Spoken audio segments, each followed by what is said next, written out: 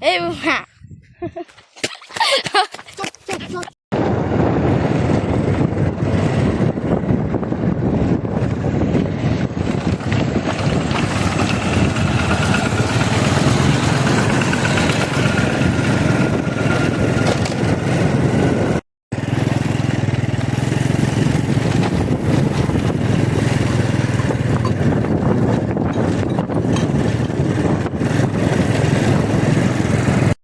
Chul nục chul hở ao mà chốt mau ai cái đốm đong chul nục chul ơi à đây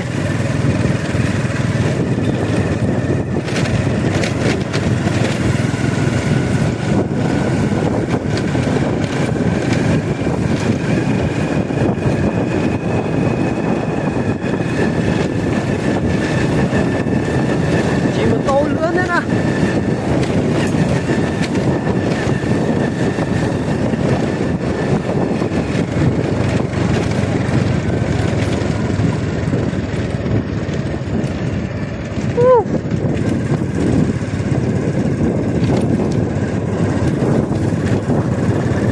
Nè, nó mà ra lại, nó, mẹ đi ấy, nó đấy, dạ nè, cắt, mấy bé này đang giờ, dạ nè, cắt, côm về thôm, dạ cắt, ô, này mình phô chả, chọc đôi, ê hả?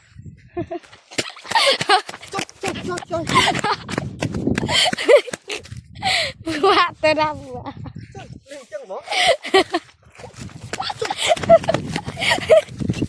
Ở miền Nam mà chút bài nữa người ta.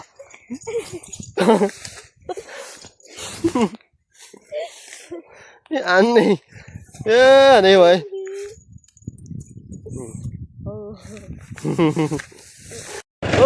Chơi mai ấy, chơi mai. Phơi bãi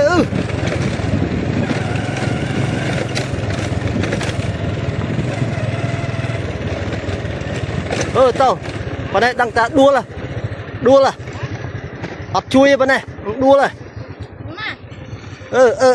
chơi tao hôm nào có bán đấy tao ở đua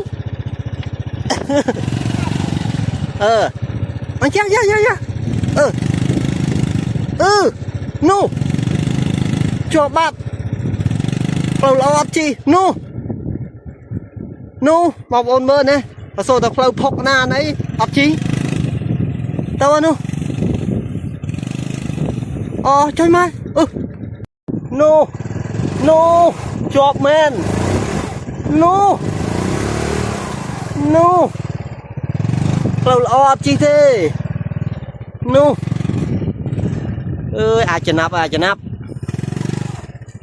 ơi mà đất mau mà nó bị tự nhiên luôn.